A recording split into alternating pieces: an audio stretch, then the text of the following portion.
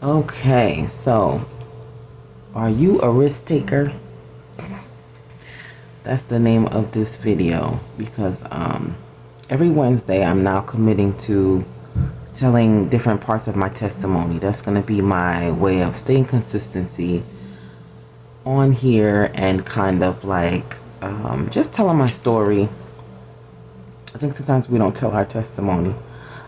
So every Wednesday I'm be coming on here and telling different parts of my testimony. But my first part went up today, and it was just telling part of my testimony of when I went to college and how much faith I had to have, my God, to get there and to sustain and to make it all the way through, right?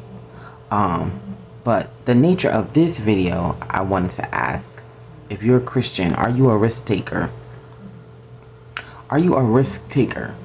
Like, do you take risks when it comes to God? I heard a lady saying the other day that when she first became a Christian, she was on fire for God. You know what I mean? I know I was too. I wanted to run out into the streets and tell everybody about God, and I got saved. And I remember my friends were laughing at me, honey. They was laughing at me so much that they would call me and be like, "Hey, I'm just letting you know, we all laughing at you." And I used to be like, "Yeah, thanks. That's really nice." But I didn't care. I was going to church. I was going to church by myself, honey. I had one friend. Her name was Tashana. And she was more on fire for God than me. She was strict. She was more like, she didn't wear any jeans. She only wore skirts. She didn't wear any jewelry. She didn't wear any makeup. She really was like on fire. And I remember one time I was trying to follow her and not do all that stuff. And my mom was like, hold up now. You're doing too much. Because it was just like, it was too strict for me.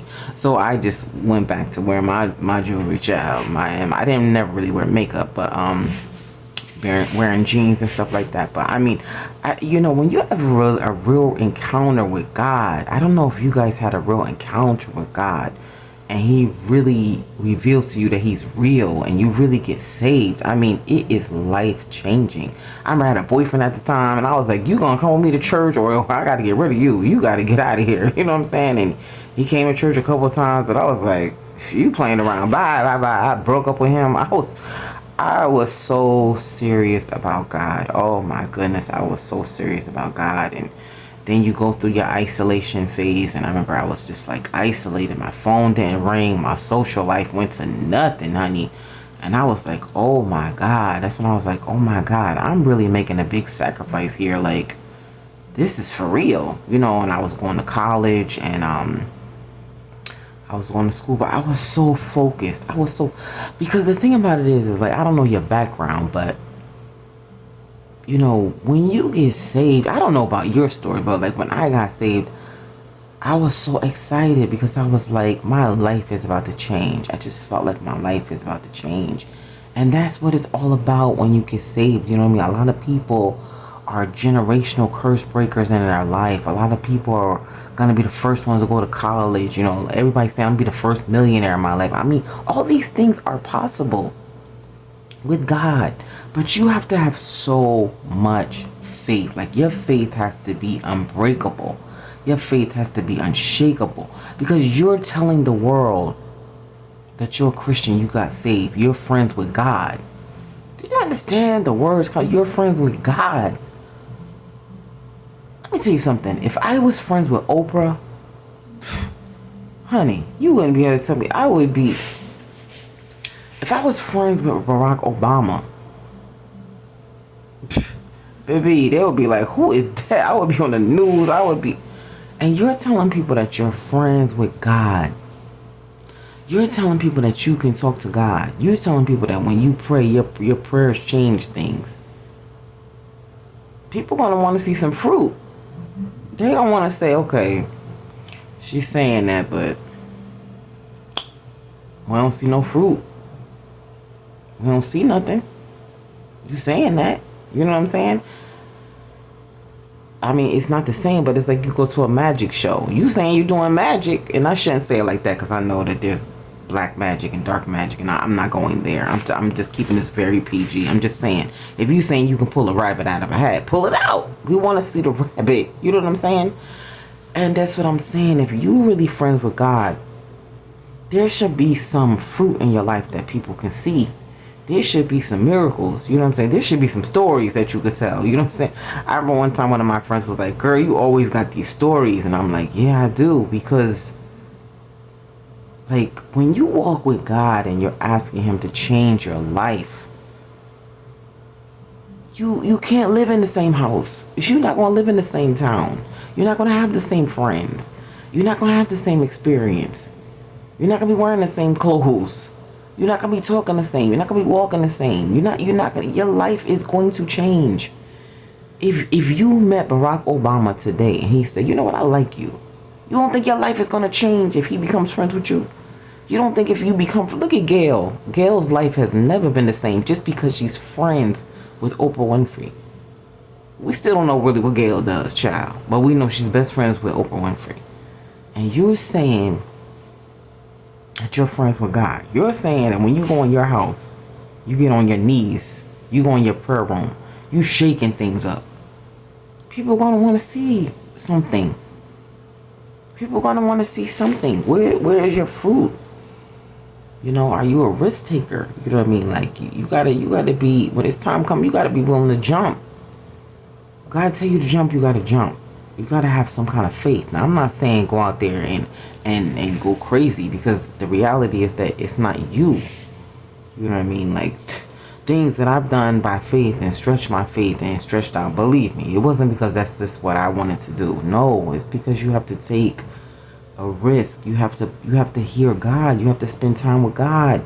Y'all on them phones, y'all on social media, you're not in that Bible. You're not imagine having a boyfriend or girlfriend and you never spend time with them. Like, do you really got a boyfriend or girlfriend? Imagine having a husband or a wife and you never see them.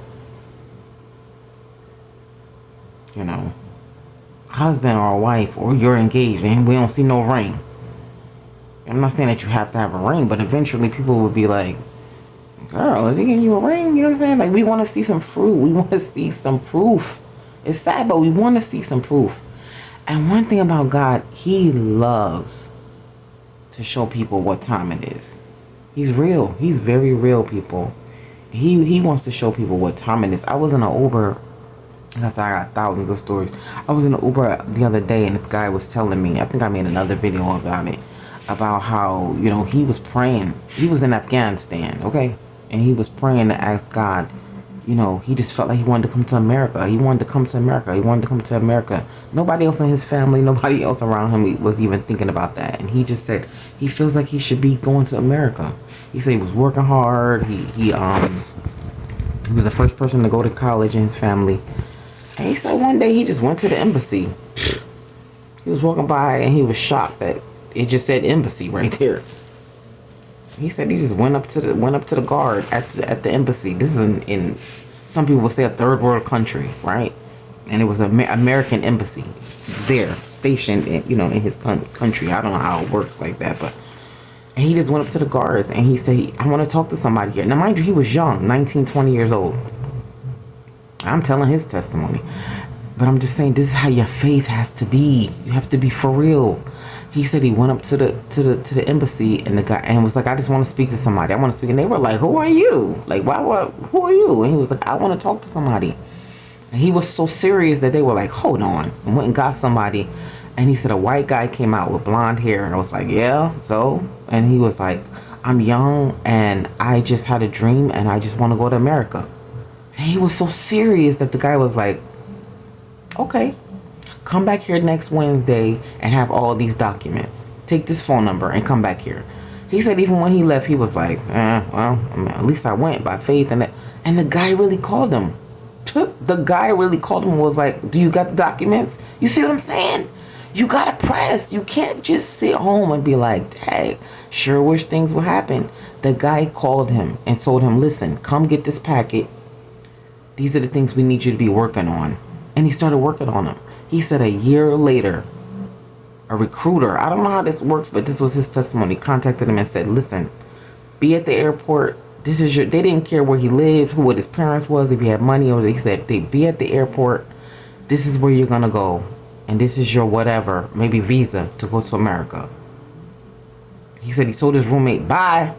And his roommate was like, where are you going? He said, I kept telling you all year, I'm going to America. And his roommate was like, yeah, whatever. By faith, 19, 20 years old, he got on the plane. Went to America. I think he said he was stationed in, what did he say?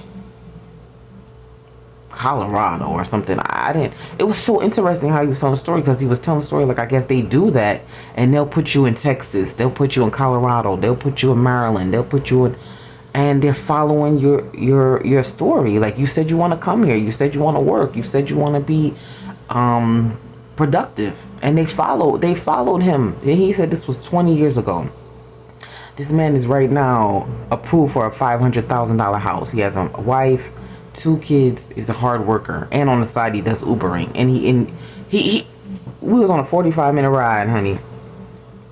There were so many pieces connected to that story, but I'm not even gonna tell the rest of it. But even that was amazing. But what I'm saying is, you have to have faith. You have to stretch your faith. You cannot just say, I'm gonna sit here, I'm gonna eat the same bowl of soup every single day, I'm gonna eat the same peanut butter and jelly sandwich, and I have faith. No, baby, you gotta work that faith.